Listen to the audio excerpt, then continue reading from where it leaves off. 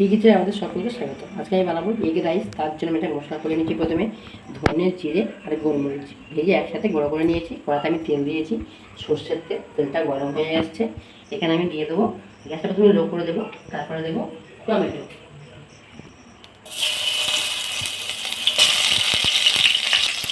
ওই টমেটো দিয়েছি, এবার দিয়ে দেবো কুচানো পেঁয়াজ, দিয়ে দেবো গোটা রসুন, অল্প একটু আদা কুচানো আর কাঁচা পাকা লঙ্কা কুচি। লঙ্কা কুচি যেমন খাবেন সেই দিকে দেবেন।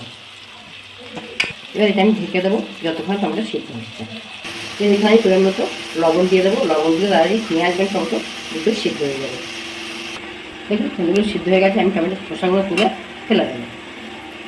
দেখুন এটা সিদ্ধ হয়ে গেছে, আমাদের ম্যাশার নেই। আমি একটা গ্লাস নিয়েছি, আপনারা বাটি বা গ্লাস দিয়ে করতে হবে, ম্যাশার থাকলে ম্যাশার দিয়ে করতে হবে। আমি এগুলোকে ম্যাশ করে দেবো। এবার আমি কালারের জন্য দেবো হলুদ গুঁড়ো, আর যদি আপনারা ঝাল বেশি খান তাহলে লঙ্কার গুঁড়ো দেবেন। আমি গোলমরিচ গুঁড়ো দেবো, আমি কিন্তু সামান্য লঙ্কার গুঁড়ো দিচ্ছি। আর আমি দেবো কাশ্মীরি লঙ্কার গুঁড়ো কালারের জন্য। যে মশলাটা আমি আজকে দিয়েছিলাম ধনে, জিরে আর গোলমরিচ, সেই গুঁড়োটা আমি দিয়ে দেবো।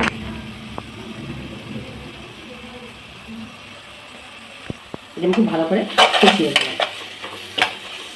মশলাটা আমার খুব ভালো করে কষানো হয়ে গেছে। আমি 3টে ডিম নিয়েছি, ভেঙে এর মধ্যে দিয়ে দেবো।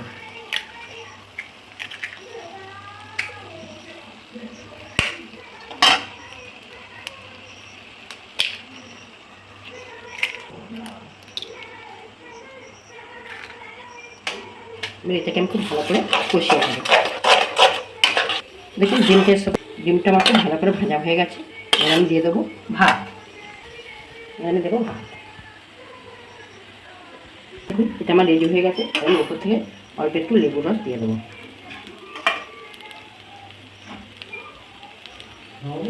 দেখুন এগ রাইস আমার রেডি হয়ে গেছে।